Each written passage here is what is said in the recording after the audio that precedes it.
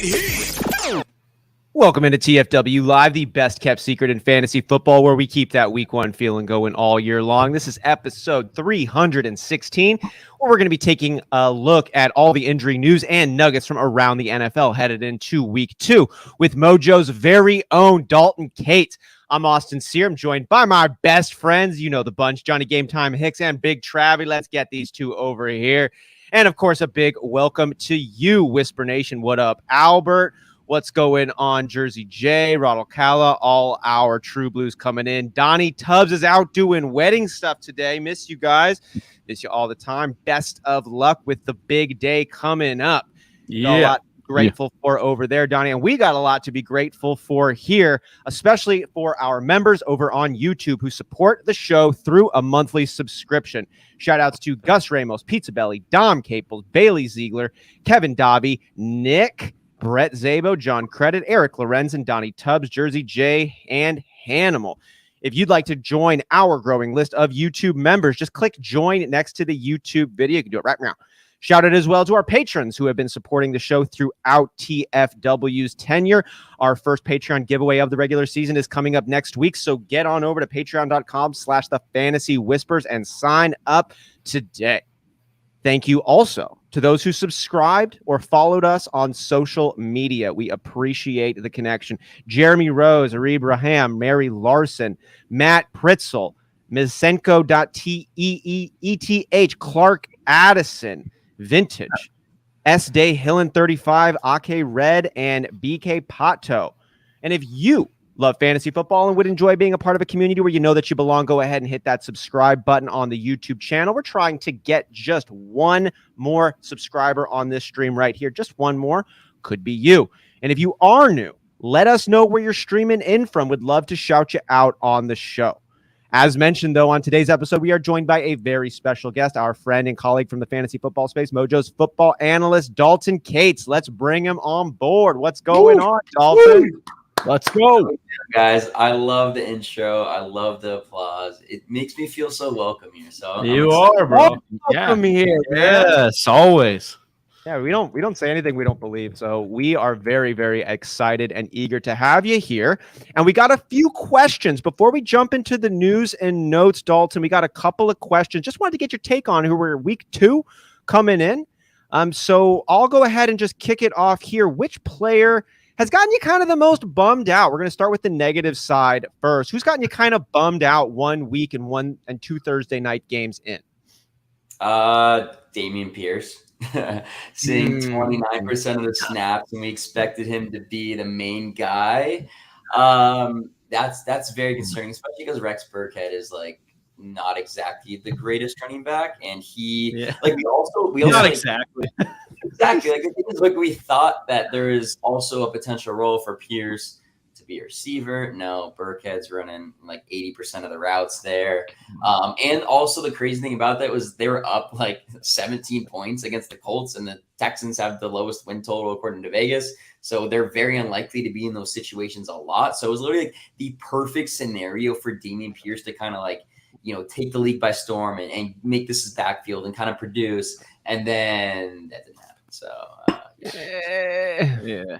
Optimistic moving forward, or are you trying to jump ship? No, I'm jumping ship for sure. Okay. We're out. To be honest, I wasn't on him like at first, but like the thing is like he might like get more role as the year continues. That tends to happen with rookies, right? But like it's also an offense in which it looks like he's probably not going to be utilized much as a receiver, which is like extremely important for fantasy value. He's also on a team that's not that good, so they're probably not going to be in situations for him to score a ton too. So it's kind of this like worse like Damien Harris type role that he still hasn't even got yet. That we're kind of looking at for him. So I'm definitely concerned. Yeah. So you said you weren't really in on Damien Pierce, but which player were you kind of in on the most? Which player were you reaching the most for coming in, and how are you feeling about that player now? All my guys that I reached on for, like they had a bad week one, but I'm still all right. Okay. All right. Kyle Pitts has to be my biggest one. Travis, you know that one. I'm a big Pitts guy too. Yeah. That I didn't get him in. Like I basically just like I feel disgusting looking at my fantasy team and it doesn't have Kyle Pitts on it. I just what he did as a rookie was just so impressive. It was historic. Like nobody's ever done that, and we've seen guys like Kelsey and Gronk and literally like any elite tight end ever in fantasy. Jimmy Graham, like none of these guys really touched what Kyle Pitts did. So it shows that Kyle Pitts' ceiling is like it's crazy to say, but like it's probably like better than those guys. And now he's in a situation in an offense and where like it's probably going to limit him a ton. Yeah. But he had 19 yards last week, but also if we look at like some of like the underlying things that were at play, like we can still like be very confident that Kyle Pitts is going to crush. He saw 7 targets, which tied the league, or tied the team in targets there with Drake London. He's being utilized in line, slot, out wide. Love to see that. Yeah, that's a big. So I think that part of it is definitely encouraging. He was getting targeted on 25% of his routes run, which is also encouraging. And also, again, the Falcons, like just like we mentioned, Damien Pierce was in a situation which was perfect for him from a game script perspective. The exact opposite was for the Falcons. They were up 16 points in the fourth quarter to the Saints. Cordell Patterson ran the ball 22 times. That is not going to happen again. They're going to be in much more passive situations in the future. And also the thing is, like, heading into the season, we knew that Kyle Pitts was very likely to be the guy that teams kind of focused on. And naturally, like, as we know, Drake London is probably going to be a very good player, but also might take a few weeks for teams to start to focus on Drake London a ton. And the moment that starts happening, that's going to open things up for Kyle Pitts. Like Marshawn Lattimore was on Kyle Pitts. It just shows the respect that teams have for him. So again, I'm not concerned about him. We know in this offense, there's going to be some week to week things that happen with Kyle Pitts. Underlying stuff's good. He's still a freaking superstar. Like Kyle Pitts is still going to crush. I have no doubts he's going to be fun. Love it. All right. After 1 week, who is the player that is going to win people championships this year? Wow.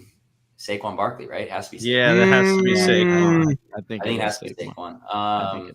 Yeah, the thing was, I think people are too concerned about the last 3 seasons, but when you look at it and you look into context of what actually happened in each season, it's very easy to see why he wasn't good. Yeah. He had a high ankle sprain in his second year, and we know historically guys coming back off high ankle sprains tend to not be productive. It's one of those like injuries that lingers with you, and you cannot really get back to 100% if you have one during the season. Second year tears ACL. We know guys first year off their ACL tend to not be productive. It tends to take like roughly like 18 months for them to be like 100% back to where they were prior. So if we look at all those things in context, like, and we looked how good Saquon Barkley was as a rookie, and everything coming out with the new system, new scheme, and then also looking at what happened this week, like he ran more routes than any wide receiver. Like he was the number 1 route runner on the team. That's so crazy. It's not crazy if like he's like the leading receiver for the Giants this year. Yep. On top of what we saw for them, they have an improved offensive line.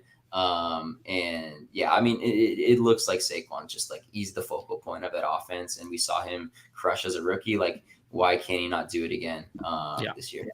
That's a great answer. It seems like all of the check boxes we were hoping and thinking were going to be checked, hoping they were going to be checked, are in fact checked. So that is looking really good. Wasn't looking as good for the Chargers to finish out yesterday's game, but boy, it was a fun one. Before we jump into the news and notes from around the league, we're going to be taking a look at the recap from Kansas City's 3-point victory over the Chargers in Kansas City last night. Dalton, we'll just stay with you. How did you feel about the game? Initial takeaways, top thoughts? Yeah, I think it was definitely encouraging to see Mike Williams like bounce back. Like I don't think there was really too much of a concern with that, but the fact that he did, it's just always good to get reconfirmation on that. The player I'm most excited about and I love seeing was Gerald Everett. Like, I think Gerald Everett's like that tight end that if you drafted late, like he's gonna be that guy. We know there's a lot of guys in that range, especially this year, like Irv Smith, Cole Kmet, Mike Gesicki. Like there's so many duds. Dude, literally. So like basically anybody you draft in that range is probably disappointing, and that also leaves this like massive need for like some sort of tight end, at least on a not necessarily on a week-to-week basis to be productive, but like have splash weeks to where they can do things for your lineup. And it certainly looks like Gerald Everett can be and is probably going to be that guy. Like he was kind of that guy with the Rams. The issue was he was splitting with Tyler Higbee, so he never really had this full role to himself. And the thing is that makes it extremely interesting for Everett is he was getting targeted on over 25% of its routes run this game. And he was also involved a little bit in the week prior, and that was with Keenan Allen. So it looks like he's probably like the 4 right behind Eckler, Keenan, and Mike Williams. And he was getting targeted ahead of Josh Palmer, which is extremely encouraging. And when he's running routes on the field, it's extremely exciting to see him being targeted and efficient on those plays. So yeah, I love that. Really good. We talked about Everett with Hayden Winks last week before this game, and he was a popular waiver wire pickup, and more good stuff on the way. Travi, taking a look here specifically at the quarterbacks. We'll take a quick stab at each position on both sides, working through yesterday's game. We had a bet slip going out last night. We had the over on the half interception from Mahomes. Notoriously had the 3 all got called back. Called back, dude. Should have had some amazing plays. I know you've got to feel good about the logic, not so much about the outcome. Herbert cracked cartilage, ribs, something like that. His midsection is a little bit banged up, but you're happy with the 3 touchdowns, the 334 yards. Don't necessarily love the damaged rib cage, rib cartilage, whatever we're going to call it. Patrick Mahomes, a little bit disappointing of a home performance. Still ended up getting it done. Not 5 touchdowns going up against Cliff Kingsbury's Cardinals was a more difficult defense, and it looked like it was for Mahomes as well. But how are you feeling here about the quarterbacking positions, both in this game and a bit looking forward? Yeah, we got some big things to think about here. Obviously, Herbert gets 10 days, but he's got broken rib cartilage that was announced today, so we'll have to see how he deals with that. I like that he stepped back in, but you could tell he was hurt. I mean, he threw a touchdown and he threw a dart to Carter down the seam that we talked about a little bit off air here. But yeah, that looked good for Herbert. I'd be interested to see what he's like coming back from this. If we look at the other side, Mahomes, I think this is probably pretty par for the course.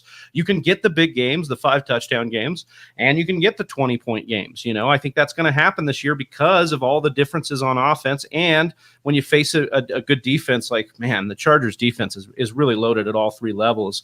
So I think that had a lot to do with it too. But I just think, in this AFC West, there's going to be so many opportunities. So I'm feeling pretty much good about the quarterbacks other than Herbert's injury. I think that's definitely something that could add a wrinkle to what we think about that offense and what we think about him. John, I want to talk to you here about the running backs. You have really had a nose to the grindstone on a lot of these guys, especially Clyde Edwards-Helaire. You can see him highlighted in yellow because he is rostered on my Fantasy Whispers Listener League lineup, as well as Isaiah Pacheco. Happy with the 16.8 points. Not sure if I love the 8 carries, the 4 receptions. We bet the over on both the receptions and the yards, but we said Khalil Mack, Joey Bosa coming at. Patrick Mahomes was likely going to encourage some dump-off routes. Not sure if we can bank on CEH's role in the passing game being consistent, especially with Jerick McKinnon coming in and getting that passing touchdown. Am I looking at it right, or am I overblowing it? And then would love to get your take over on the Chargers side, where you just hit the nail on the fucking head about Austin Eckler and his expected production out of last night. We hit all of our bet slips on the Eckler points. Well, I did the receiving yards. We were a little off on. Oh, no, we're off. No, we're not. I had to leave early. You were wrong. Yeah, I was wrong. Take back everything. You're flat out fucking wrong. Says no. 10 catches, 55 yards. Yeah, that's Oh, tell me about why you were so wrong. Well, because we were right and spot on until the 4th quarter. We weren't. When it went south for us and they hit Eckler and he had a major major reception. He was stuck around like 27 for a long time. So it was looking good, and then it started to not look so good. Well, and 2, in case in point, they got really down. Didn't know that. Yeah, they got down in this game, and then you started to see a lot of dump offs to Eckler. So, and even that last drive, not to cut you off, Johnny, but where Herbert got hurt, he was dumping off to Eckler too, and I think that could be in play as well. Yeah. So you got it good with Eckler. 10 receptions, that was okay. He started, 14 carries. Like I said, he got 6 of those in the 4th quarter. So, but it is what it is. We were definitely wrong on that one. But CH, we did smash that one. We got that one right. It was interesting on Twitter, and Travis could speak to this. Strategy wise, sure. And you look at statistically, CEH would be probably considered a sell high right now. Mm. Travis made a good point on Twitter, though, saying like, well, we drafted him in, 6th, 7th, 8th round. And so he's doing exactly what you wanted in that pick. And so, strategy wise, it is an interesting conversation on what exactly do you do with CEH. There were some things that you didn't like. He got stuffed on a 1-yarder, but so did Isaiah Pacheco. And so did A.J. Dillon. Right. And so you do have like this like trifecta of running backs. I think long term, I'm still putting my chips on Pacheco at season end. I think that's who you want. But certainly right now, CH is looking like the player that you wanted when you drafted him. Yeah, I saw Dwayne McFarland. You respond to Dwayne McFarland, Travi, and then I think Dwayne got you back. Where I know how big you've been on CEH, and I've actually trailed you a little bit. Maybe that's why he's on my listener league lineup right now. But Dwayne's point was if you can get an RB1 for Pacheco or like a high volume receiver, then you take that. If you can't get premium value, enjoy the production he's given you. I think that's where we're at, though, is that we all have the expectation that CH sucks. That's why we're all saying sell high. So who is really going to, in their right mind, going to turn around in that same thread? Dwayne's buddy and pal over at Brian Drake asked him, okay, well, we're in the FFC league together. Trade me Cortland Sutton for him. And he's like, pound sand, get out of here. I'm not giving you that. Well, that's what we're talking about. So other than that, like I'm not going to do a lateral move for CEH when he's on an offense that he can score 2 touchdowns a game on. But I agree. I'm not saying don't sell high on any player, but I think CEH is doing better than we expected when we drafted him where we did. So, for sure. Kicking over now to the wide receivers, Dalton. We saw Mike Williams show up and show out. Keenan Allen missing time with that leg injury. We kind of expected Mike Williams to step in. That's what I know the Chargers were hoping, and boy, did he. 8 for 10, 113 yards, had a beautiful touchdown. Palmer and Carter also came in and provided some meaningful reps on the Charger side of the ball. Then on the Kansas City side of the ball, it's been a bit of a committee approach there. Juju Smith-Schuster, presumed number 1 target, just 10 yards. Mecole Hardman flashed some of his speed, but nobody, it looks like, besides, MVS there again, 7 receptions. He's been kind of sneakily involved. Before I get too far down it, any takes from you, Dalton, here on the wide receivers from the Chargers and the Chiefs in Thursday night's game? How are you feeling about them? Yeah, I'll do Chiefs first. I think Marcus Valdes-Scantling's usage, he's running the most routes of any wide receiver on the Chiefs. I think that's interesting. I do also think we've probably seen some of his worst games. Like Marcus Valdes-Scantling is going to be this guy who he's going to have a week where he just goes like 5 for like 120 and like a touchdown. Like that's going to happen for him. But these weeks are like this that we saw are also going to happen. He's a high variance player, but one thing that's been really interesting so far with his role here with the Chiefs versus with the Packers was the last couple of years, nobody in the NFL had an average depth of target deeper than Marcus Valdes-Scantling. And now through his first game, he had like a 5 ADOT, and then this week he goes ahead and he has what was his increase a little bit to 11.4, but there was like a penalty on one of them and all this stuff. So it wasn't like he was like really close to connecting on that. So it looks like he's transitioning back to more of a deeper role, but they're also like utilizing him in the intermediate routes, which is a little bit more exciting for his role. But again, he's not somebody I'm like extremely high on, but again, like the usage does suggest that there's going to be some big weeks there. I think Juju's some guy I'm still interested in. Like I know he had a down game, but his usage the first week was extremely promising. He has been really good in the NFL in the past.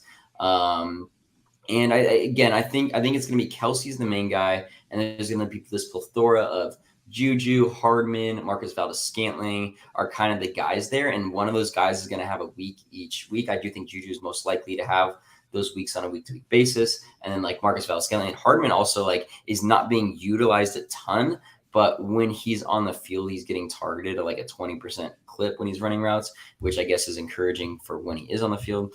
On the Chargers side of things, like Mike Williams, like ran the most routes, or actually, no, he did not run the most. Him and Josh Palmer like ran simultaneous routes. Josh Palmer is going to be that guy that every single week is going to see be on the field, be running routes. The biggest concern with him is he doesn't get targeted at a high rate when it comes to these routes. Like if you had told me that he had ran 49 routes and he had 8 targets, like that's okay. But like with Keenan out, like you kind of would have expected a little more from that. You'd have hoped he'd been, north of 20% on those. And that's the thing with Palmer in his rookie years. He didn't necessarily like show that he was able to garner targets when he was running routes on the field. And I think that's the difference between Josh Palmer being like this really consistent, like wide receiver 3, wide receiver 2.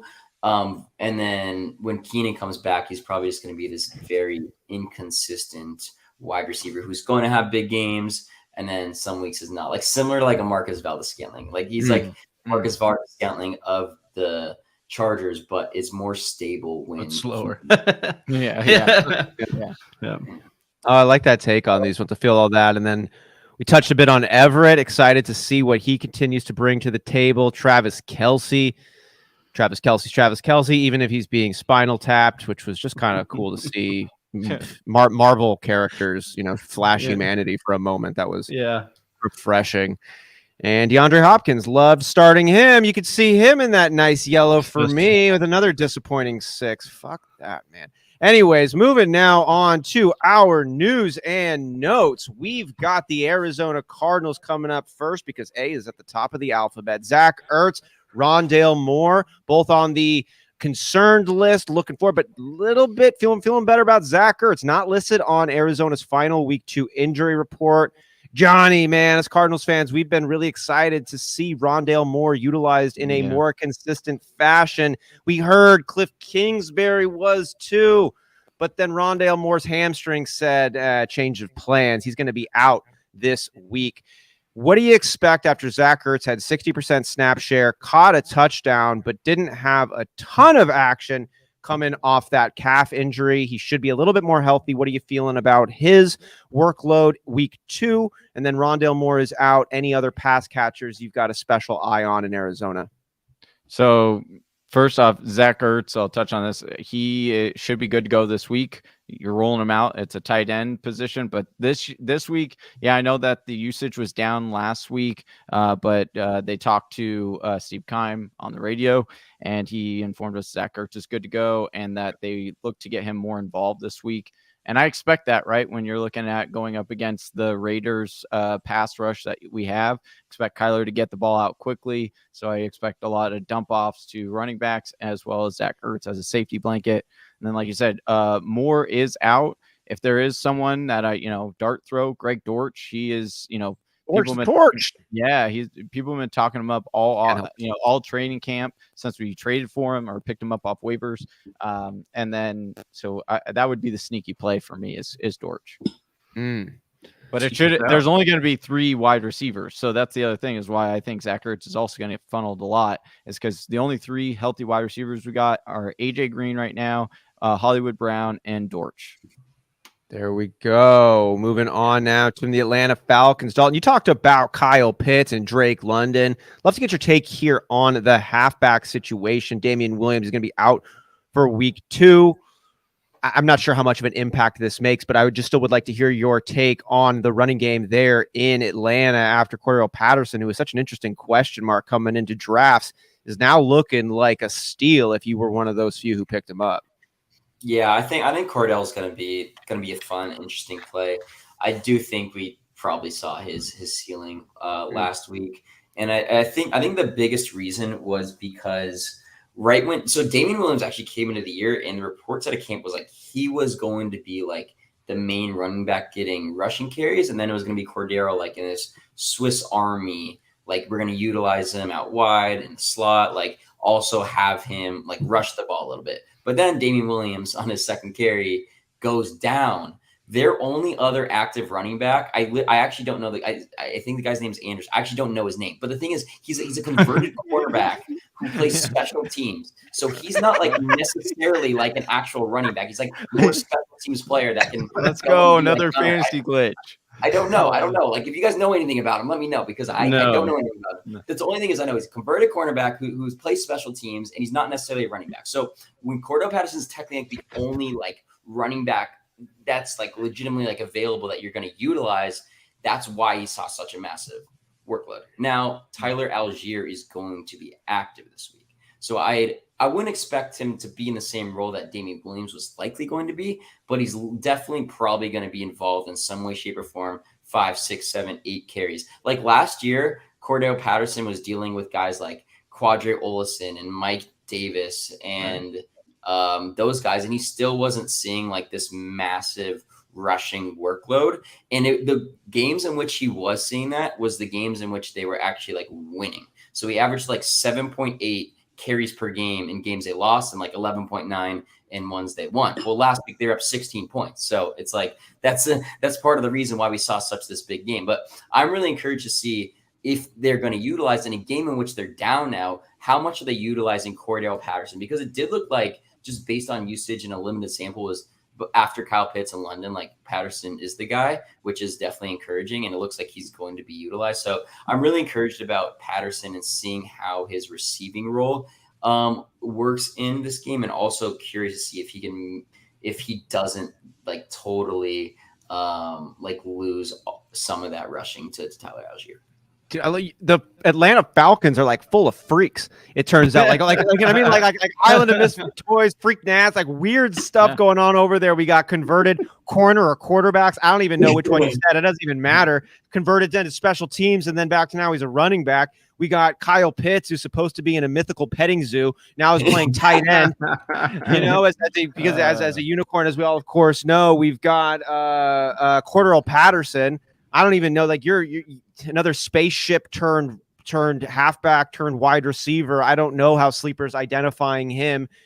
You know what I mean? And yeah, it just seems all kind of weird stuff going on in Atlanta, but it is fun to watch. And we're going to keep doing that, see what comes up. Travi, we got very fast Velus Jones. It's going to be hitting your bench really fast because he's out for week 2. Up against getting the a Packers. retirement home already. You know, this isn't a really big subject. We haven't, kind of in Dynasty and other deeper formats thinking about Velus. You're not really considering him for general redraft, but this is just my excuse to get us talking a little bit about the Bears offense. Travi going up against our Packers. Weird game in that monsoon game over there in Soldier Field. Weather doesn't look to be as wild. What do you expect out of Justin Fields here, Travis? Any extra pop for maybe like a Cole Kmet, who wasn't awesome in week 1, or anybody else you're keeping an eye out for? Yeah, I mean, I want to see Kmet's usage because, like, as Dalton was talking about at the top of the show, it was a guy that we were drafting late because he was supposed to be guaranteed all this usage. And in the monsoon game, he was not. he was basically not used at all. So we'll see that. I also put Darnell Mooney as a fade this week. You know, you look at the last time that he played against Jair in Green Bay with Fields as the quarterback.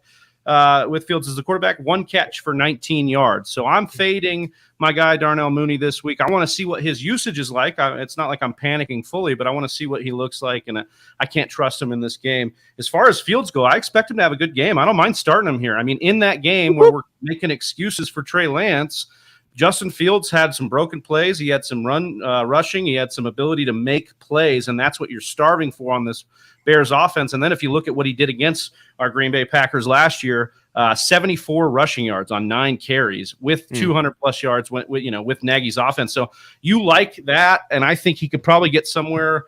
I think, that's the part of the Packers defense I could see could be susceptible is him running broken plays like that. So I don't really actually mind playing Fields in that rushing floor that he should attain. You like that? You like that. As I said, as we know how it goes. Johnny, moving over to Baltimore, J.K. Dobbins. Questionable for week 2, going up against the Dolphins. More context. Dobbins told reporters, we'll see when asked if he'd play, but he did get in full practice sessions all week, and it's probably a good sign that he was put in front of reporters at all. And I'll just cut it off there because he has been very vocal about how enthusiastic he is to play. Enthusiasm apparently is not enough. Well, how are you feeling, Johnny, about J.K. Dobbins? And would you be starting him? Would you be starting anybody else at the running back position for the Ravens week 2? I mean, we'll see. We were told we'll see what him and Jesus have been working on all off season, and I'm still waiting. So that I'm not expecting to play him this week. If he goes, I think he'll be limited. Again, this Dolphins defense is pretty good. So I don't feel confident. But if you have, you draft him kind of high and you have to get him in your lineup, if he's good, you can roll the dice. But I have my concerns. I had my concerns all off season. Similar to what Dalton was talking about with Saquon earlier, coming off of, knee surgery and all of that. It takes a while for these running backs to get back. It doesn't just happen week one. Even if he's back, he's probably not getting like the lion's share anyways, right? Right. So that's why I'm just staying away. Like Dalton had talked about Damien Pierce at the top, and that was just with Rex Burkhead eating in. Mike Davis, maybe we get a Deonta Foreman, Le'Veon Bell Kenyon after that Drake. big boxing victory might be showing back up in the purple and black. I don't know. Yeah. So I'm staying away. Yeah, I think that's probably the right call. Wait and see. If J.K. Dobbins comes in and smashes, that knee's looking great. You're feeling awesome for week 3, but I don't know how you could advise starting him in good conscience this week. Anybody here, tell me if you disagree. We're moving on now to Michael Gallup, another one who has been working with the one and only Jesus to save his knee here, but it's not going to be enough either this week too. Game against the Bengals is going to have Michael Gallup be out. Travis on this, no surprise. Slow ramp up. It's coming. What does this do for the other pass catchers not named CeeDee Lamb? I don't think and I guess got to ask now, are you still starting CeeDee Lamb? You moving him to your flex? I'm likely starting him still. I mean, he saw, I think, 11 targets still, and I think he'll probably sit down in zone a lot and play from the slot and still be okay for Cooper Rush and see volume. But I don't feel great about it. Obviously, you never want Cooper Rush throwing you the football. But if you look at the last game he had with Cooper Rush, I think he scored over like 17 fantasy points. Let's go. So maybe we do want Cooper Rush. No, I'm just kidding.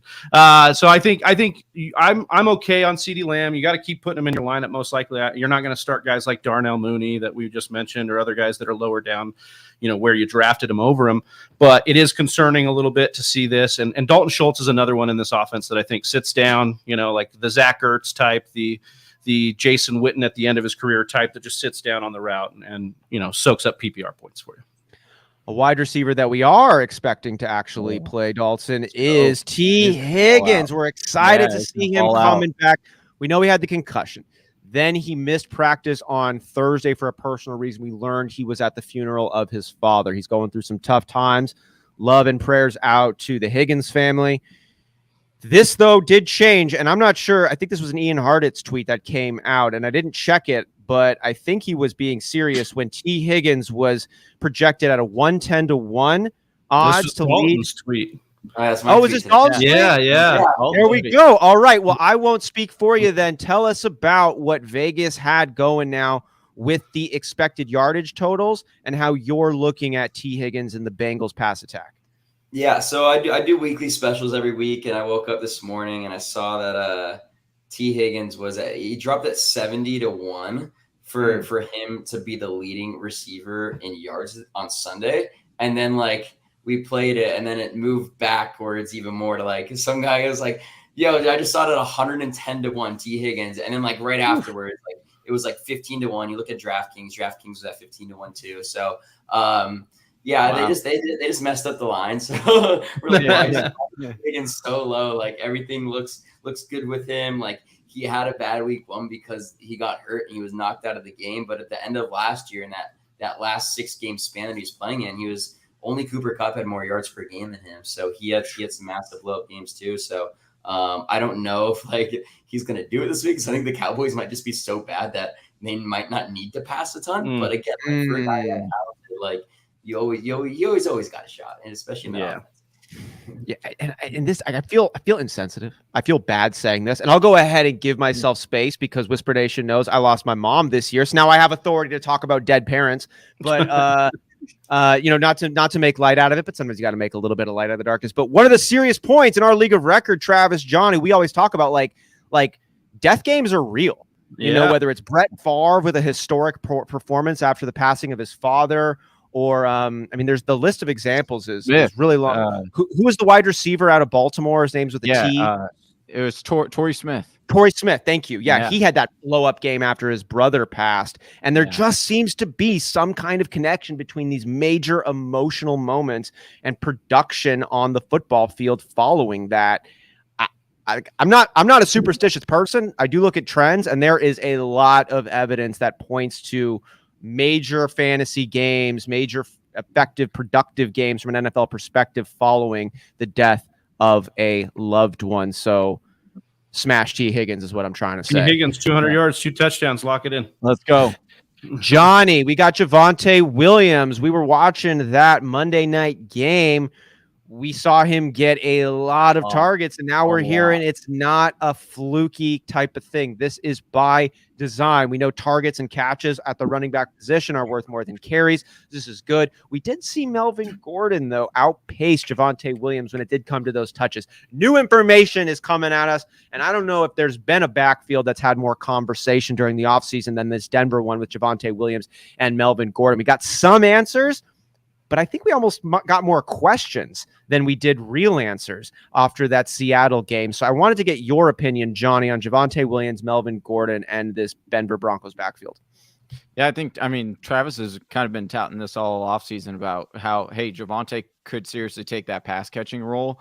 We know that is a more so weakness for Melvin Gordon's game, and Javonte has excelled at that. So not surprised, seeing that. I am surprised the usage. That was what I did. I didn't expect, Russell to dump off that much. But yeah, you're going to continue to let's ride, baby, with Javonte. And then, Melvin is going to be lower end RB2. And then if he gets in and scores a touchdown, he'll be having RB1 week. But yeah, I still feel pretty confident in Javonte. But again, his ceiling is definitely capped unless something happens to Melvin, which we all kind of knew coming into the season. Yeah, it could be that way. It's going to be fun to keep watching, and it's fun to see Whisper Nation coming in here. Bo Force, Smurf, Rob Navarro, Nemo, everybody. Love having you here. Thanks for joining the show, and the questions are phenomenal. Keep them coming. If they're relevant to the subject at hand, we'll do our best to plug them in real time. Otherwise, we're going to get to all of your questions, lineup questions, trade questions, crunchy or smooth peanut butter questions, all of those at the end of the show.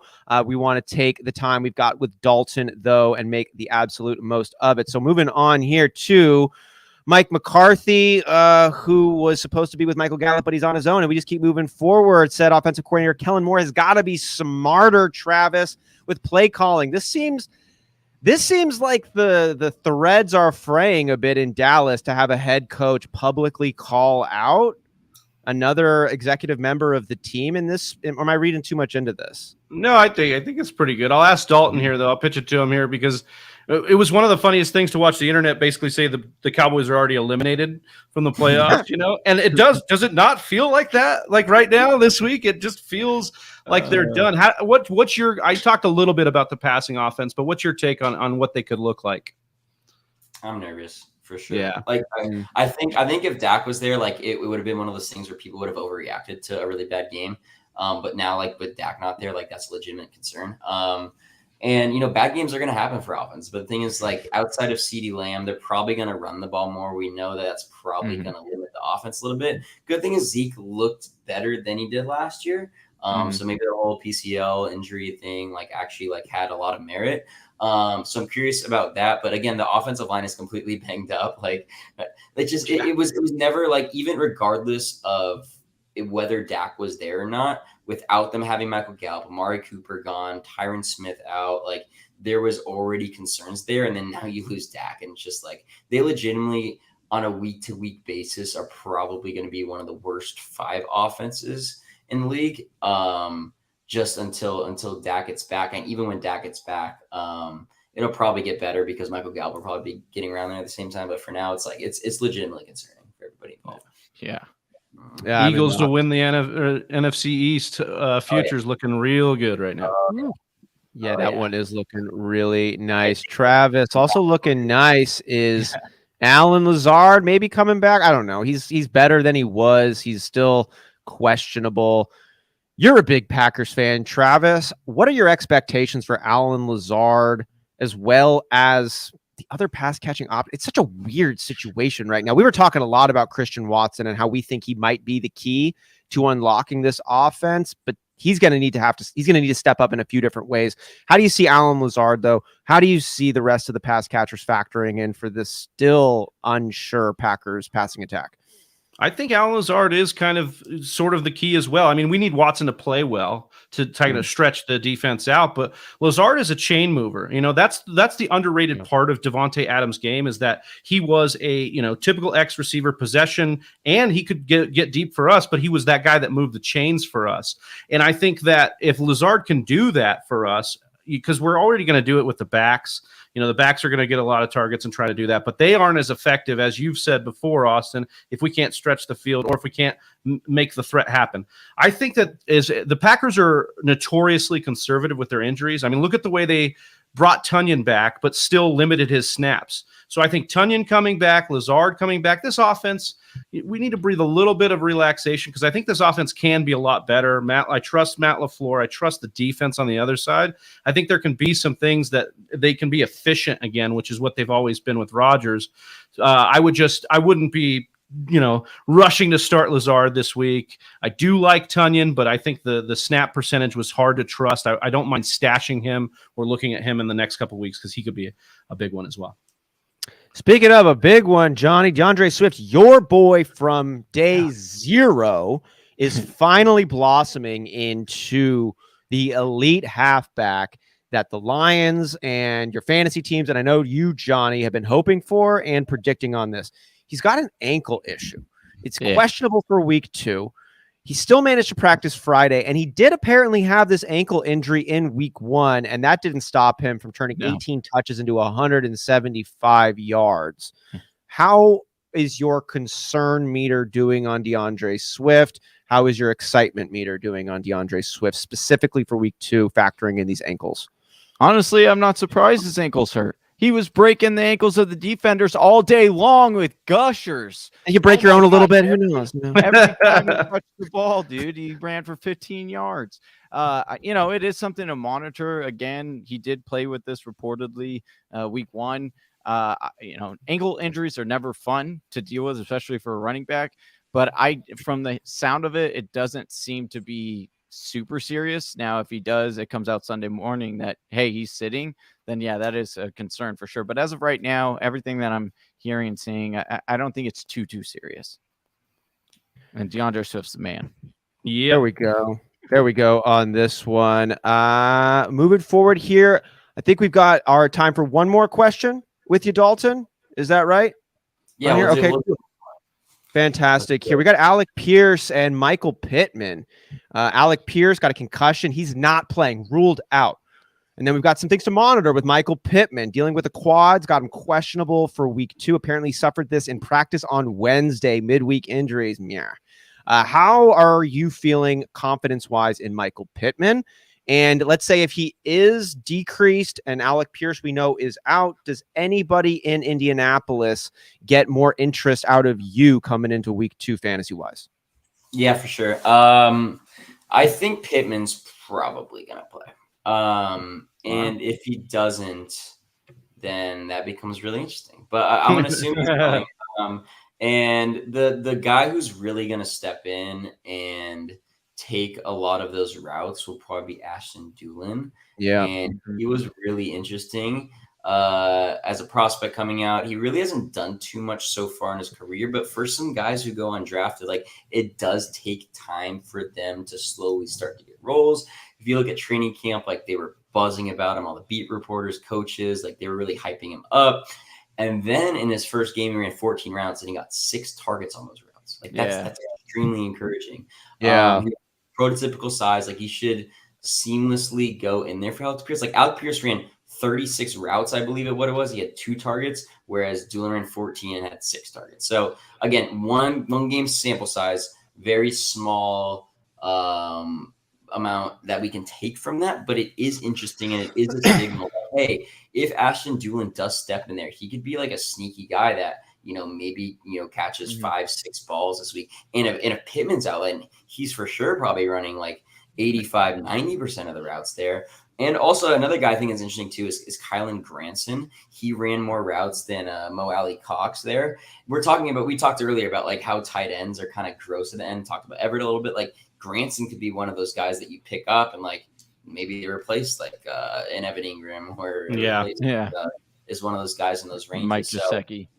Yeah, exactly. And people love Kylan Granson last year too, but like we don't really see rookie tight ends really do much, especially guys who are day 3 picks. So it's like it's not like crazy that it's happening this year and he's playing over Mo Alley and he's seeing those routes and you got 6 targets. Like that's all extremely encouraging stuff. So with less target competition available, Pierce out like that opens up potential opportunity for Granson to be an interesting play. Great takes. And the Ashland Doolin point, we're calling him a sneaky one. We had the podfather Matt Kelly on the show before the season, and that is who he was saying to keep an eye out for, taking in that number 2 role for the Colts. Nice. Well, Dalton, man, it's been an absolute joy to have you on the show, and thank you for being generous with your time. We want to let the folks know, Whisper Nation, where they can find you and if there's anything they should keep an eye out for that you got coming up.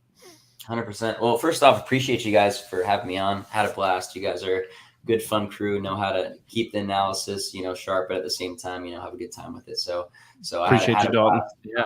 So I appreciate you guys having me on. So you can find me on Twitter at Dalton_Kates. All my work right now is on Mojo. So be doing a lot of blog reports, doing recaps every single week, breaking down some stuff, doing some of that every single week. So keep an eye out for all that. And then for betting related stuff, stealing lines, Ben Gretchen, I created that a couple months ago. And we put out like weekly props every single week, overs, unders. I also do a lot of weekly specials too, where like the T Higgins one we mentioned earlier, we were able to get that at 70-1, which is crazy. Last week we hit on Saquon Barkley 40-1 most rushing yards on the week. That hit. So nice. We started strong.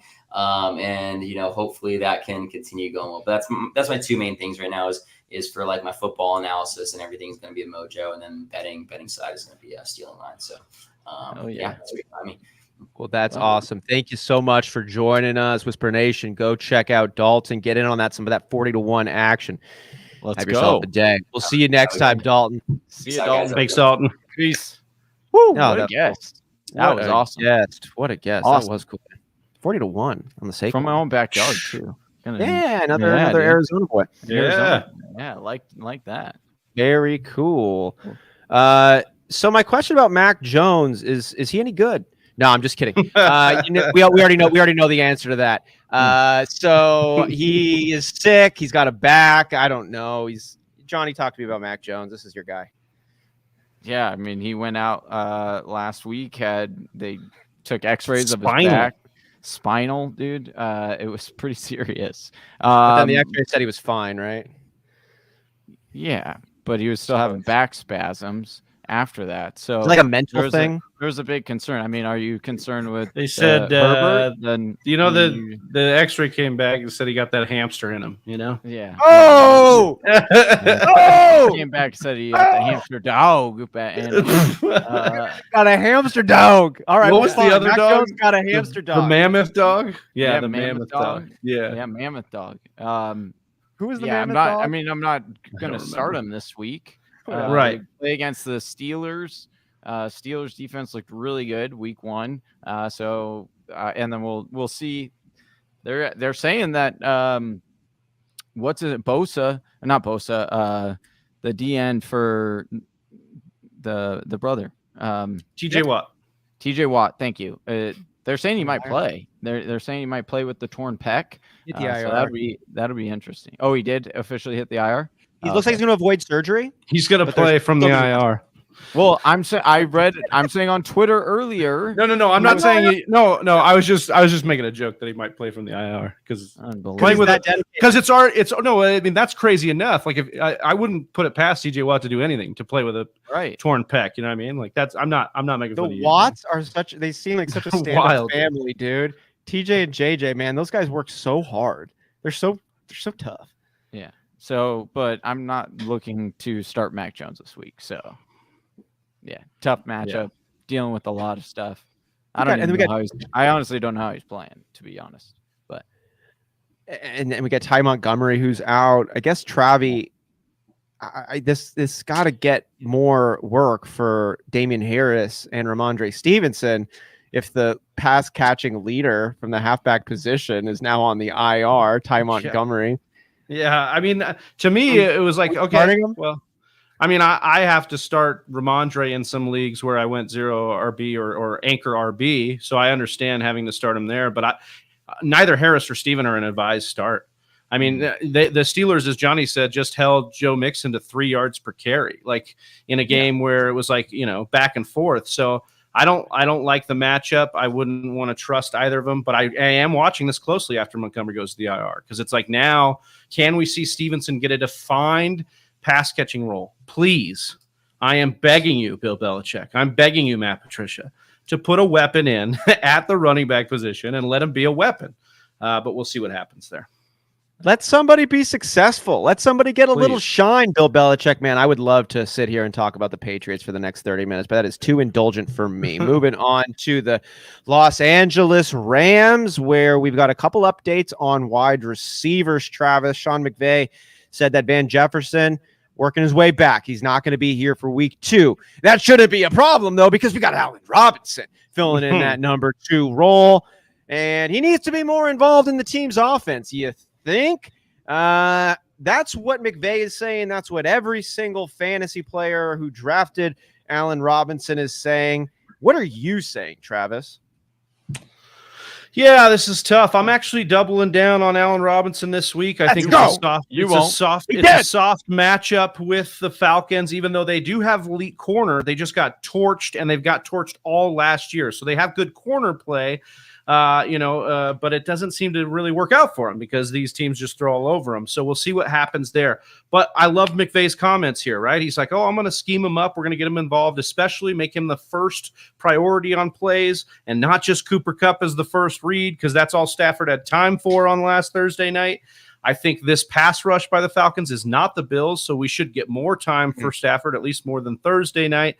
And the last thing is I just have to trust in McVay and this track record for the Rams. They brought in Robert Woods from another team. They brought in Brandon Cooks from another team. They brought in OBJ from another team, and they got those guys the ball. They got them successful. I'm trusting in Robinson. I saw some of the All-22 film. He was open. He also looked a little lost. But but I think that we scheme him up. And the last thing I'll say, the last thing that's given me a little bit of confidence, and this just could be optimism, ungilded optimism. But Stafford was what? He had the elbow all offseason. So we didn't get a lot of reps with Stafford and Robinson. So I think as the season goes on, we could get a little bit more Robinson juice. And I think it could start this week. I like those takes. And I like all the questions coming in from Whisper Nation. Sit with us. We're going to get our way through all of the teams. It's going in alphabetical order. This is L. Y'all know how the alphabet works. Moving on to the Saints here, Johnny, where we got some banged up starters. Jameis Winston, he's got a back issue. He's going to be playing. He might not be 100%, but he'll be the quarterback behind center. Mark Ingram, he's got an ankle issue. He's got an age issue. He's got a what's your purpose in life issue. No, I'm just kidding. Mark Ingram is a freaking amazing person here, but he does have a bit of an ankle issue going on. Alvin Kamara, though, is the real news that we need some clarity on. He's got some rib issues going on. I love when they say that. It's like, so it was a broken rib. Broken cartilage. I don't know. They always try to obfuscate these things, but it's not great. And I'm really loving this dark cloud that's going to be hanging over my RB1 in our league of record all season long. How uncomfortable should I be, Johnny? How much confidence should folks have in starting Alvin Kamara this week? I'd be pretty concerned. From what I've seen, it's looking like Alvin Kamara could probably miss this game. Mark Ingram Hope they as do. well. Yeah, if Mark Ingram is the only running back, once again, it is against the Bucs. The Bucs do have a stronger D line. It is harder to run on them. It's more so on the edge. So this would be like a Kamara game if Kamara goes. So if as long as he's playing, I'm playing him, because that would be where he'd be more effective than Mark Ingram. But then if he's out, and Mark Ingram's basically the only running back, then I think he could be a decent RB3, hope that he falls into the end zone kind of play. And do they still have the rookie? I have to check. What about Jones? Yeah, do they? Go ahead. Well, I was going to say, what about if Ingram's out and Kamara's in? Well, like the then reverse. you definitely want to start Kamara in that case. Like that's your best bet. Like you really hope for that. I think it's crazy how they're both kind of banged. I mean, it's not crazy, but it's we got a wild situation because I think the break glass and the trapdoor emergency here is actually might be Taysom Hill. We saw him run really well against the Falcons in that game. It was 4 carries. It was 12% of the snaps. It wasn't a lot. But, I mean, he's a weapon. He's like I could see them scheming him up in this game if both guys are gone, right? Like, that makes a little bit of sense to me for them trying to beat this division rival, especially with Brady, to try and get playmakers on the field. So, yeah, I think that's a healthy take that he is such a weird bit of duct tape for this New Orleans Saints. What do you need? Always. What do you need? What do you need? A water? You need a water guy? Hey, I'm in. I'll do it. Oh, Hey, he's a quarterback. God, you need a running back, you need a tight end, you need a wide receiver. Ruby Miles, he'll kick the field goal, he'll paint your porch, and he'll walk the dog too. There we go. You know he's not going to do any of those extra things. That's Kadarius Toney, but he's got a questionable tag with a hamstring. Got a setback in practice this week. I mean, you guys, how are we making sense of the pass catchers here in New York? We don't need to just make this about Kadarius Toney. He's figuring out his life. More Saquon is the answer. That's right. It's Saquon Barkley all the way. Any love for a Sterling Shepard, Kenny Galladay, anything else? I like stashing Shepard. I'm not dropping Kadarius Toney just yet. He was seen at practice today. And the popular puff piece was that he was given a fist bump to Daboll, who asked him, "Are you good?" And he said, "Yeah." And he fist bumped him. So that's us in fantasy football. We get excited about a fist bump narrative. Yes, fist bump narrative. Fist bump there's no way on earth you can start Kadarius Toney, but I am not dropping Kadarius Toney yet. I want to see after they saw the 2 plays he got in on, he looked good on. And then we've got these reports coming out. Can any of this discipline stuff take? The note on Sterling that's nice is that he saw 72% of snaps from the Achilles tear. He's coming back from. The problem is he only caught 2 balls, and one of them was that giant touchdown. So, like, it's not it's not like a sure thing he's going to be ingrained in the offense. And we saw Daboll basically hide Daniel Jones in this passing attack through Saquon Barkley. And I don't see any reason for them to not do that against another winnable opponent in the Carolina Panthers. Yeah, Saquon Barkley is going to make a lot of people look good this year if he can keep his health up. Johnny, he's healthy. This would be you, dude. Why don't you take this one? Yeah, Najee's Mr. healthy. Najee's foot injury and guy. Well, I can't talk in a public capacity about what I've done. Yeah. The CBA is what kind of foot guy are you? Yeah, I'm one who gets the job done. That's what it is. Are you the Rex Ryan foot guy, or are you the actual orthopedic guy? I'm the what's that? Is that Varsity Blues? Was that Varsity Blues when they're like, "Don't do it, man! Don't let him shoot up." Oh yeah, like he's gonna get shot. They're like, "Don't do it! It's not worth it." It's like, don't talk to me about my methods. All right, I want to know. He's off the injury report. Najee Harris is healthy. Yeah. He's ready to be an RB1 for you, right? I don't know about that, but I mean, you're rolling them out there. I mean, this is good news if you have them. This is the best news that you could have hoped for, because as of like Sunday afternoon, you thought that maybe he was done for the season. It's always still a volume play. Yeah, it's a volume play. Not a great matchup against the Patriots, but I mean, the Patriots were able to run the ball with Chase Edmonds and Chase was pretty effective. So Najee should be a fine start. If you got him and you draft him, you're putting him in. But there's concern. Temper expectations. You're going to start him. You got him in the first or second round. You're going to start him. He's active. He's starting for the Steelers. Just temper some of those expectations and keep your fingers crossed. He's a good dude. I hope that it comes together.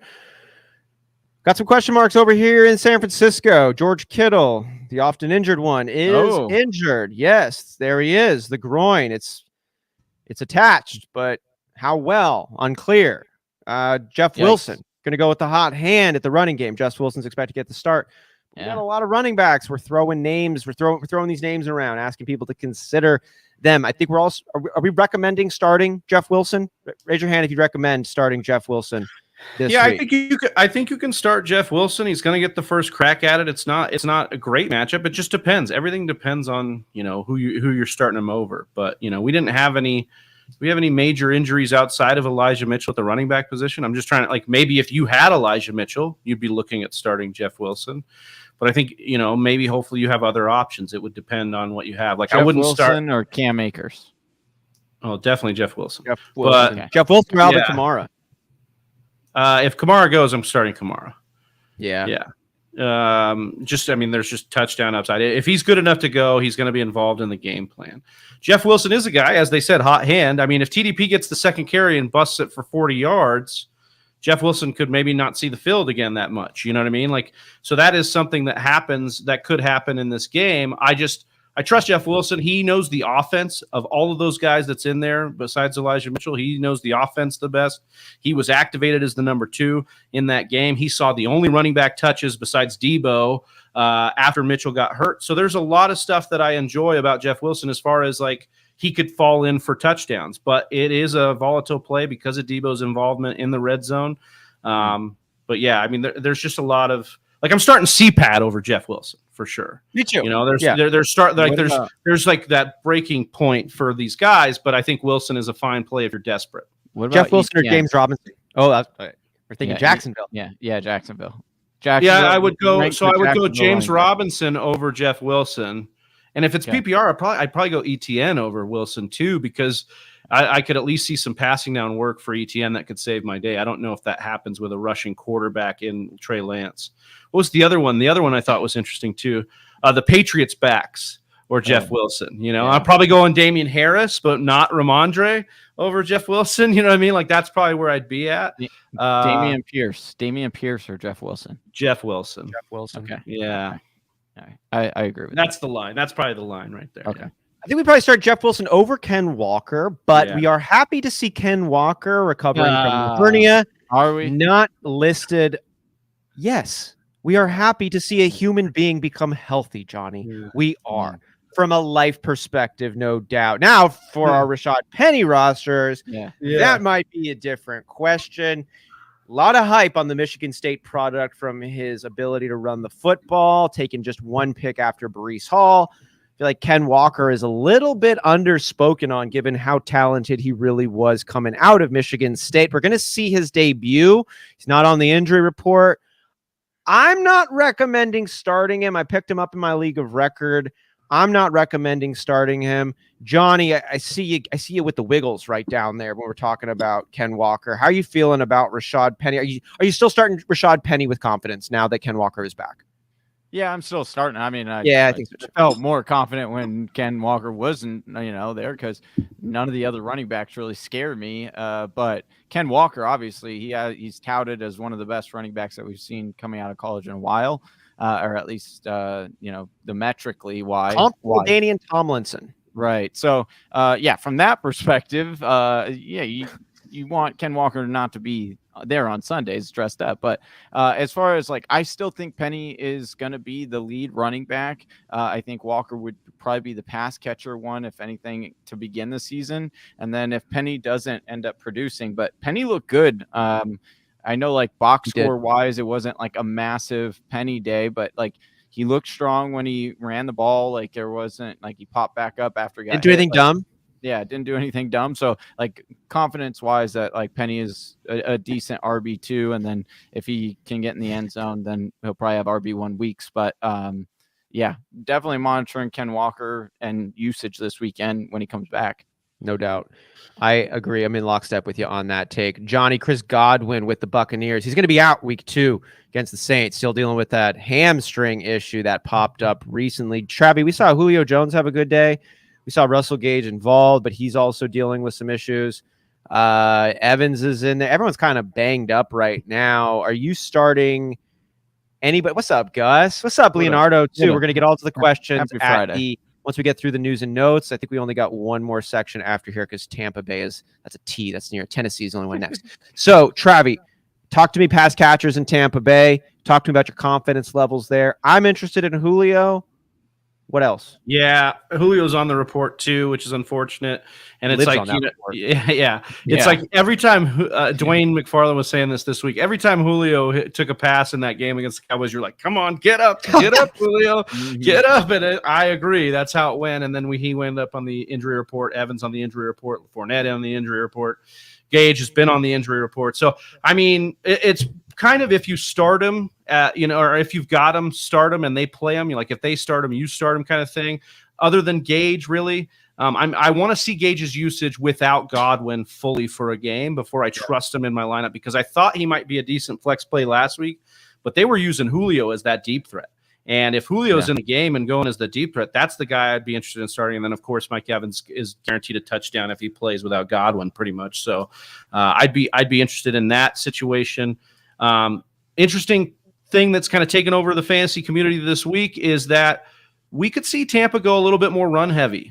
Todd Bowles is now the coach. They have issues on the line. They have issues at receiver. Fournette looks good. I could see this team going run heavy to win.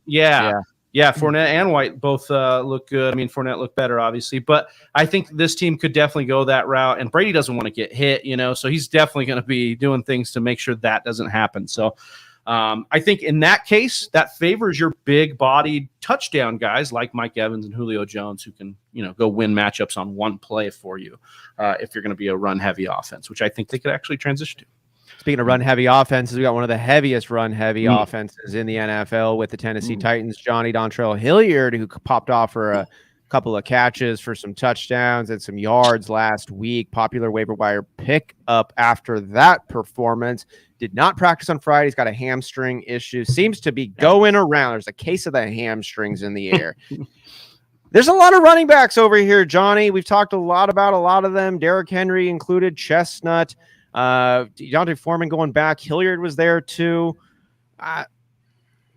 Would you recommend starting Hilliard if he does play in this week? How are you looking at him? No, you're not. No, I wasn't even really picking him up on waivers just because I don't see him. Even if something terrible happens to Derrick Henry, I just don't think his role is going to change. I think you would still have basically the same. I think Haskins, or you would see Chestnut, deep dash, dart throw. But I think this means that with Hilliard having the hamstring, I think that you'll probably see Henry get more dump offs this game, which is good news if you have Henry, because he wasn't really that kind of blinked out. Yeah, he didn't really do anything in the receiving department, which is what he started to really get last year. And why he was really coming on real strong was because he was getting everything. And maybe that coaching staff was like, hey, was that the reason why he got? I'm not saying it is, but it does make you think, what is the coaching staff thinking here? But I think for this weekend, I think thumbs up for Derrick Henry, and I think he'll probably get more receiving work because of it. Yeah, I like that take, and I like that we made it all the way through the news and notes, boys. We are through with the updates, but we're not through with you. We're going to get to some of your questions now, Whisper Nation, going all the way back up to the top with Albert, who's got Pittman is out. Would you start Gabe Davis or Waddle PPR if Pittman is out? Raise your hand if you'd start Gabe Davis. I'm going to go Gabe Davis here. I go Waddle. And Waddle? I think Waddle's a safer play, but I think Gabe Davis has a higher ceiling because Gabe Davis can catch 2 tutties. I don't know if Waddle will have 2 tutties in this game. Yeah, I mean, to me, I think Waddle is playing a similar role for the Dolphins. Really good number 2s. Yeah, they're really good number, and he's a better number 2. Like he's very good. I'm not saying he's not a better wide receiver, but for me, I'm trusting the Bills passing attack a little bit more. Now, what I will say about the Dolphins, basically everybody but Marcus Peters in their secondary is going to be out. Marlon Humphrey's gone with an ACL. They had their other corners out as well. So I mean, that could be a play here where this passing attack is going to be deadly against the Ravens. Mm-hmm. I'm excited for that game to hit the over. But yeah, I would personally go with Davis's upside over Waddle because I don't know if Waddle's floor actually does exist. He had a huge touchdown in this game, and he's not the receiver he was last year. He's the secondary option. Now, we only have the one game, so it could even out this next week, but I think they're kind of similar, and I'd go with the better offense. Good situation to be in. I love both these wide receivers. Yeah. But Pittman probably plays, so you're probably okay. Split decision on this one, Albert. Take that to the bank. All right, moving out to Rob Navarro. How do you feel about DJ Moore this week, Johnny? Let me check. Who do they play? They play the Giants. Oh, I feel good. I feel good against DJ Moore against the Giants. I'll play him. All right. It took the over in underdog on DJ Moore over. I think it's like 60.5 receiving yards. You took the over? Yeah. Nice. I like him to bounce back here. He had a rough game, but Baker kind of turned it on in the second half. I know a lot of that went to Robbie Anderson, but I think that DJ Moore is a good player that's, been good and gotten 1,200 yards pretty much every year. So I might be overcorrecting to 2019 when I drafted DJ Moore in the 5th round and was really excited about that pickup, only to have Teddy Bridgewater's favorite target be Robbie Anderson. Boy, was that disappointing to see how much action Robbie Anderson got week 1. He was on the field for 100% of the snaps. I think he ran a route on every chance he could have ran a route, and then he did pace the squad. Am I overboard on the Robbie Anderson support? Was this kind of a fluky thing, or is this a storyline to legit monitor about his involvement? I think we may see more. Personally, I think we may see more volatility out of the target shares each week between Moore and Robbie Anderson. But if we remember, like Jarvis Landry soaked up targets, and I could comp DJ Moore a little bit more to Jarvis Landry, and then you've got Robbie Anderson playing that DPJ kind of role, and both of those guys had games. But Jarvis was definitely the more consistent target, gatherer. Who's the OBJ in this metaphor? Terrace Marshall, dude. Dude. There we go. That's good. Bo Force Smurf asked, traded James Robinson and Michael Thomas for Diggs, half-point PPR. Who won? I'm taking the Diggs side, man. I think I like the Diggs side on this one. I mean, too. it's fairly even, but the fact that you get Diggs and then now you can have a roster spot to go pick up somebody else, I think that's key. Yeah, dude, it's the guy off waivers that really puts it over the top. Yeah, it does. It gives you flexibility. That's fair. It is a real point. Randy Miller, what's up? Am I psycho for wanting to start A-Rob over Mike Evans this week? Full point PPR. You're not a psycho, but I would not do that. I wouldn't do it. Yeah, I wouldn't do that. Look, I know that Lattimore has had a great track record against Mike Evans. There's like one game where Mike Evans has exploded against Marshall and Lattimore. But there is no world that I'm taking one catch, 2 target Allen Robinson in week 2 over Mike Evans. Who basically rolls out of bed with a touchdown when Godwin doesn't play. We know the rapport between Brady and Evans. We don't yet know the rapport between A-Rob and Stafford. We are hoping for it. We don't yet know. I love this comment from Nemo Ladies. Swift is the prince of vlogs, a limited practice, but balls out Sunday. Julio is the king. That's a funny, insightful comment. Sticking with Nemo Ladies. UJ Payer Burks, rest of season, full point PPR. Head says Burks, heart says follow astrology. Brissett and Donovan Jones or DJP have similar chemistry to Burrow Chase. Bro. My guy Nemo really went to the astrology charts for this. I love this take. This is the missing piece in the fantasy football industry. Please start an Instagram that's like charting people's their horoscopes. It's performed during waxing moons. Yeah. Well, it's Mercury retrograde, right? So what does that have to do with the rising heart of the falling sun of Burks' roller coaster ride? I like Burks rest of season. The upside's just too strong there. We're talking about Johnny mentioned Hilliard being out, and then maybe Derrick Henry gets more looks. Hilliard being out, I see maybe Treylon Burks gets schemed into some more stuff here. Maybe we finally get to see a little bit more of this guy they got big plans for. They traded away a stud wide receiver for. So I would be kind of interested in Burks season long. But I also wouldn't be surprised if DPJ leads the Browns in targets. Yeah. No disagreements here. McCurley Wolf. What's up, my guys? What's up, McCurley? Start 2, bench 2. Jonathan, James Robinson, Travis Etienne, Damien Harris, Michael Carter. Which 2 are we starting? Start 2, J-Rob, Etienne, Damien Harris. Probably do J-Rob and Michael Carter. Yeah, I think that's where I'm going too. I could see myself sneaking in Etienne. I want to start both Jacksonville running backs. I was kind of like, God, okay. that feels dirty. I mean, the money touches that I know he didn't get more touches than J-Rob, but the money got some money touches through the receiving game. He dropped a touchdown. Like they want to get him going, and then we know that he's Trevor Lawrence's boy. It's just that J-Rob is good, and he's going to do the little things right. And until ETN does those things right, they can't put him on the field more than J-Rob. So, I would be starting J-Rob, and I think I'd go Michael Carter. Obviously saw all those targets, and I think, they'll probably continue to throw because they suck. So I think I'm there with you. J-Rob, Michael Carter, then ETN. It's close for me. Harris on the back side. Stick it with Nemo here. Hunter Hines with no Pittman Pierce. Ryan's going to feed Granson and Hines. Hunt or Hines? I'm going to go Hunt. I'm going Hunt, yeah.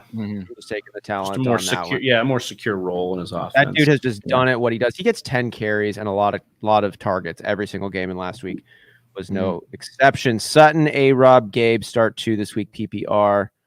Sutton and Gabe? Yeah. Yep. Perez, should I try to finesse a Kelsey or Andrews? I've got Murray, Mixon, Aaron, Jones, JJ, Michael Evans, T. Higgins, Deontay Jones, Zach Ertz, Breece Hall, Dobbins, Curtis Samuel, Rob Stevenson, Tony. Yeah, I would. If you can get Deontay maybe. Deontay and Zach Ertz. Yeah. Maybe even throw in a Tony or an A-Rob in that if that sweetens it, a 3-for-1 to go turn around and get that positional advantage. Or hell, if you can get like Curtis Samuel and Ertz, I've been trying you could pull some bullshit. If you could do like Tony Stevenson, Curtis Samuel, throw all this like potential waiver wire fodder over it. Like it depends on how savvy the guy is. The answer is yes. You should always go for it. I think the real question here is how high would you be willing to go to actually swap to pick up Kelsey or Andrews on here? Like, would you give away who's your 2 best players here? Would you give away like Mixon and JJ for one? No, they're untouchable. No. Yeah. So I don't think I'd give away a Mixon or the Andrews here. You could throw in Dobbins too. I mean, I know that's a mystery box and he's just getting healthy, but maybe you could sell a little bit of hype. So maybe go Deontay and Dobbins, or Deontay, Dobbins, and Ertz for something back. You could get something back. Yeah. That's why I was fine taking Deontay off the board, because the other I like the other wide receivers more. Plus, he's got he's got target market share. He is a 1. He's got a little bit of bang for the buck. You can make them a little bit more whole and get them the tight end back, and you're consolidating and getting studs. So I like that. That's where I would go. Yeah, and I wouldn't. He follows up trade Evans plus maybe others. Maybe I would lean away on the Evans swap. If Godwin was healthy, I'd be more about that, but he's not healthy. So I want to keep Evans. I think Godwin's situation is going to continue to linger. Like that could be, that could be like every it's other a new week. Injury. Yeah, like this hamstring is not what kept him out all offseason. Like this was a new injury, and we're still saying he's probably being like rushed back a little bit from that ACL recovery. So I think that's a really astute point there, Travis, on the impact Godwin is likely to have. Gus, what up, my dude? Would you play Julio Jones or Chase Edmonds, Johnny? Probably Chase Edmonds. I think so too. Chase Edmonds has the safer floor. In PPR, I play Edmonds. In standard, where touchdowns are kings, I'd be going Julio Jones, because just those deep routes were exciting. So, and again, if they go run heavy, you could see a lot of run, deep shot to Julio, and that could just make your day. So that's why in standard I'd be about that. But I loved Edmonds' usage. He just needs to, if he continues to see more passing game work, he's going to be a smash in PPR this year. Yeah. The joke's on you, David Montgomery, Rashad Penny, Chase Claypool for flex in a 16 team. The joke is on you. Yeah. There's with this flex. No, it's a 16 teamer. I'm just giving you a hard time. Yeah. I like Monty this week. I do like Monty this week. I do too. I don't like him this week. I like Monty. I think that's the right call. But trying to see what Chase Claypool turns into, because they used him a lot as a runner in this new offensive scheme. So, like, if he can get some flashes of usage, I mean, his 10 touchdowns his rookie year, a few of those were rushing. So, he's a playmaker. You got somebody. The joke's on you. Same question. The Joker. Stick with the same question. Hey, coming in here. I was pick 16. Josh Allen, Jeff Wilson, Deebo Samuel, Cortland Sutton, David Montgomery, Zach Ertz, Matt Prater, Chargers defense, bench, Camden Gainwell, Irv Smith, Claypool, Jamal Williams, Penny. Pretty good for a 16 team. Yeah, there we go. Very nice. Very nice. We like Taysom Hill. So that's a sneaky pickup play. Yep. There we go. All right, coming right here to the end of it. Oh, we got evening, gents. Last question we got so far. What's up, Trey? Full point PPR, sit one. What up? What up? A-Rob, Judy, Michael Thomas. Full point PPR, sit one. I like this. Yeah, sit one. Don't want to hear. I am sitting Allen Robinson, unfortunately. God, this hurts me. I like Allen Robinson's matchup. Oh, no, fuck that, dude. I'm going Allen Robinson here. I'm not playing like Judy's game was made on a broken play. And that's not to say it's not possible, but I believe in Sutton and I believe in Robinson. I'm trusting my priors. I go Allen Robinson and Michael Thomas here. And you got so Houston plays more man and then in man you should see more Sutton be more involved. True. So I would go with so I would go with A-Rob and Michael Thomas as well. Because I do think that there's going to be an overcorrection on the I do think they'll make it a point to get Allen Robinson the ball this week. Like certainly with all the hoopla, how much they lost, better, probably. Like that actually really can happen. Especially because he was open. It wasn't like he wasn't. You gave a guy that people thought were dusted a lot of money in the offseason. So you probably are trying to make that look right, Yeah, exactly. Right. So, I'm still the Rams only scored 10 points, and it was all Cooper Kupp. So I think we're going to see a correction on the Rams. They're the highest favorite. Vegas thinks they're the highest favorite this week. So I'm in on Allen Robinson. Boom game. I really liked what I saw to Judy. I thought he looked really good, and he definitely looked well. I mean, how better did he look? Not on the high ankle from last year, right? Like that is definitely right. The juxtaposition between the two. I was probably a little bit more wrong on Judy this offseason because of his bad play last year. His bad play injured, but I agree with you. But I'm going Allen Robinson's upside here. Mm-hmm. Nemo ladies, Hawk, Chubb, or Andrews Hunt. Rest of season, Russ, Saquon, Hunt, Hines, Gainwell, Mason, Warren, Sutton, Gabe, A-Rub, Burks, Palmer, Kelsey, Andrews. All right, so the top, Hawk or Chubb? Hawk, Chubb, or Andrews Hunt? I want Andrews Hunt. Yeah. I like. Was this standard? It's probably PPR. Everybody's playing PPR, so I would continue to roll with. I like Hunt. I think he's got a good solid floor, and so you recover that, and then Chubb he's a touchdown dependent RB that plays on a team that subs in Hunt in the red zone. Like, come on, dude, give him the red zone. Oh, who for Chubb?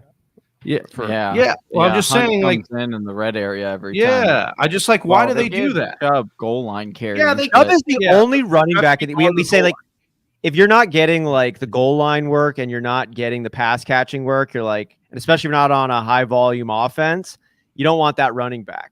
Chubb is the only exception. This guy gets you 120 rush yards all the time with no targets, not the goal. It's just like, I will tell you that I think Chubb, I'm not as big on him coming into the year, and I'm not as big on him now. Like he's great. He's a fantastic runner, but for fantasy. But I do like a little bit of a trade for him around the playoffs when Deshaun Watson could come back into this offense and his touchdown upside could go up. So keep that at your deadline as something maybe in your back pocket if you're a contender. Like that. Taysom over Goddard. Could use the upside. What up, Yaz? I mean, I would go. If Kamara's out, then yes, I would. We would have to hear something like from Jay Glazer or Schefter that tells me that Kamara's out and they're going to use Taysom as the backup running back. If we get enough of something like that, I don't know that I could go over Goddard because I have a similar situation. I picked up Taysom and I have Hawkinson. And I'm trying to play this scenario that if Kamara goes out, maybe I play Taysom over Hawkinson. But I liked what I saw out of Goddard against Detroit. I think he's kind of secure in this offense, as you know. Hertz has always liked him, even if he is soaking up targets to.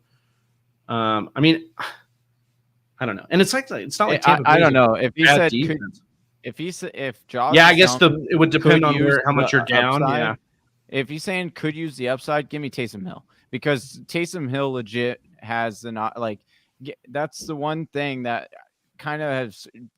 A lot of people are like, "Oh, he only played 20% of the snaps, so 12% or 12%." Well, yeah, 12% of but 12% underneath a shotgun as a quarterback, I'll take that over 100% over the vast majority of tight ends because it's just a wasteland. So it's like I don't give a shit if he plays 12 or 15. If he's playing 100% of those at the quarterback, fuck yeah, give me that. Like I'll take that all day over. Over Irv Smith or Mike Gesicki or all the tight ends that just like but not Dallas Goedert like that. We're talking about a guy who was on 92% of the snaps and he ran on like 80% of the routes. Like Dallas Goedert's a mid-round tight end that has a chance to be like top 6. Like, I'm still taking. He had 3 receptions, 60 yards. I would still take a 15% of Taysom Hill as a quarterback to get you over 6 fantasy points. I think That's all I'm Goddard saying. is the That's where I'm coming responsible from. pick, but this is fantasy football. So how much does responsibility really factor in when I get Taysom that, Hill like, really could be the right call from the fans? Well, I think this is thing probably Goddard is the safer pick, 100%. Like, he's more likely to get you 5 fantasy if he's points. saying, yeah, he could use the upside. We could always use the upside. I'd like to know a little more context to that. Like, did you go up against Mike Williams and Justin Herbert and Eckler last night? You know, and how much are you projected to be down by now? And you really need the upside. Then, okay, yeah, fuck it, go for it. But Goddard gets 3 touchdowns. Yeah, because he did that. Didn't he do that against the Rams or something? It could happen. It could happen. Spective Cat, thanks for joining us. Asked in the Discord the same question. Godwin was dropped in my league. I got $93 left on my season fob. How much do you recommend I throw out to get him off of waivers? I'm gonna let you guys take this because I answered in the Discord, but I'm the guy who likes to blow as well. I don't know what you said, but I would 30. I would like 30 minimum. I'd be willing. Like, this is a wide receiver. Sure, he's coming off or he's injured right now, and like, but I don't give a shit. I don't have to draft him. I'm just throwing out some fob. And like, the reality is, when this guy's healthy, he's a very valuable asset. So one that you can. He also has a name. That's the other thing. Is like, most guys you get off waivers, it's hard to trade them, even because people are like, oh, you got him away. But Chris Godwin's a name, so it's like, regardless, even you can try to immediately flip him too in a package or something. So to me, that's why it's like more valuable. I would be minimum 30 of my. I'm not going over 50% on this because there's we talked about Godwin's probably going to have some lingering issues most of the year. We talked about him coming back from the ACL early. He's already dealing with a hamstring. We don't know if he's going to get to that optimal level. Maybe Julio kicks ass, and it's a more committee type approach. Because of the question marks there. Like, would I like to have Godwin on my team right now, picking him off the waiver wire? Hell yeah, I would. But I'm also aware that season-winning players can pop up further down the road, guys that would be willing to drop 100 wob on. So for me, Godwin is a guy who could be that, but it's a coin toss for me if he's going to be that. So that's why I'm going to say max out at 50%, and just to ride the percentage chances, I think, of Godwin coming through on this one. Look, they say that you can't take it with you when you die, but my guys, Johnny and Austin, are like, when I die, put my money in the grave, because they want to hold it tight. I'm saying, fuck that shit, dude. Chris Godwin has league winning upside and it's sitting on your waiver. Go spend the whole fucking wob on it. That's what I would do. The whole wob. I said anywhere from 75 to 100. And the reason I say this is like, I have the same concerns as Austin. I'm not in on Godwin. I tossed around in the offseason. Should we draft him? I don't know. And he's definitely a re-injury risk. But how many guys, like even Elijah Mitchell, who was maybe the best spend last year, does not have the ceiling that Godwin has in that offense? What if Evans ends up being more banged up this year because he's already banged up? Julio, like there are outs for Godwin to smash. And I think anything that you can get off the waiver for that amount, like that's a guarantee if he plays. And he has to play. That's not a guarantee, but you know what I mean? I'm in on spending blowing the wall. I got no problem if you want to do that too. I got zero problems doing that, because it's also like you sometimes get one lotto ticket to get a real difference maker on your squad, and like if you're playing in a rotation waiver system, like a waiver wire priority, and your team's kind of good, you never get a chance to snag one of these guys. So it's not like you even need WOB to be good the whole season long. You get ahead of players.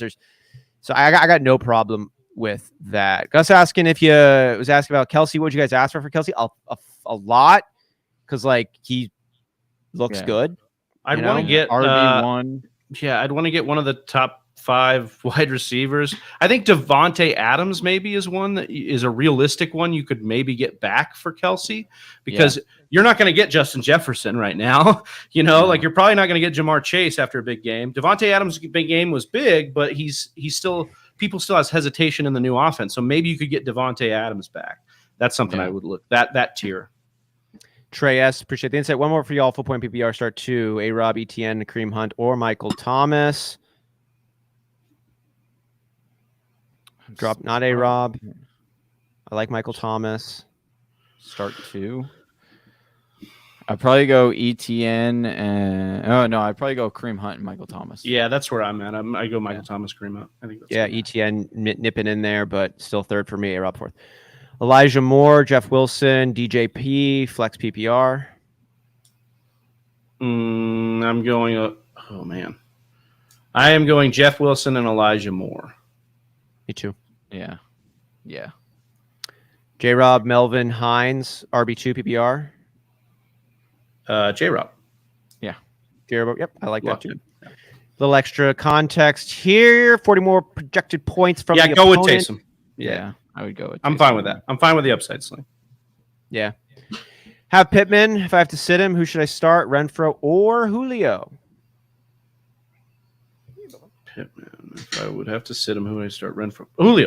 Julio, yeah. I like Julio. I like the upside. I also am a little concerned about Renfro. I might have been off that Renfro is the man out and not Waller, because Waller's. I think pretty it'll good. switch back and forth. I do too, but I'd have a little bit more faith in Julio, especially if Evans is limited or something like that. So. Right. No disagreements on this side. Last question coming in from our boy Gus. I'd like an RB since my wide receivers are Diggs and Jefferson. Then get maybe as like good a one Mixon. Yeah, like a Mixon or Eckler's going to be How hard. low would you go? How low would you go on the RB trade? Like Fournette or Connor, maybe? I wouldn't want Connor. Fournette's interesting. I'd like to see him get through this game healthy because he was a little bit gimpy at the end of the last game. But I think Fournette's around there. Maybe you could get Aaron Jones back. Because he had a down game. Dillon. Even AJ Dillon. I mean, you could get plus with AJ Dillon is why I throw out AJ. You might be able to get plus with both of those, Maybe. just based on Kelsey's name value. But true. Those are kind of the tier that I'd be looking at. Yeah, I wouldn't have to go any lower than that. Is Saquon back? Yes. Yes. Saquon's back unless he gets hurt again. He is here though. Yeah. All right. Oh, Gus is clarifying. My running backs are AJ Dillon, Edmonds, Ramondre. I'd like an RB for Kelsey. That makes sense. Well, he already has AJ Dillon, so you can't trade for AJ Dillon. But that's the tier you can kind of see. Fournette. Boy, I think Ron, what's Fournette up, would be a good man? Fournette would be a good one. I do like the Fournette. Yeah, in that space on there. Yeah. All right. Well, that's it. Whisper Nation, another Friday show in the books. It has been an absolute joy getting to chop it up with you. You got more lineup questions, you can come to the Discord, get the community weighing in on those, as well as being on our Sunday lineup show. We're kicking that off at 8:30 a.m. Pacific time. Bright and early. Johnny, Travis, am I missing anything? No, man. Just enjoy the rest of your evening, everybody, and we can't wait to see you Sunday. All right. On behalf of Johnny Game Time, Hicks, Big Trav, and Moss Sincere, we are the Fantasy Whisperers. We're out. Peace. Right here. Look at you go. You made it to the end of another one of our videos. Hey, if you still have some questions, I totally understand. Or you just want to join an awesome fantasy football community, head on over to our Discord chat. Link is in the description below. And if you're still not sold on us, check out one of these videos.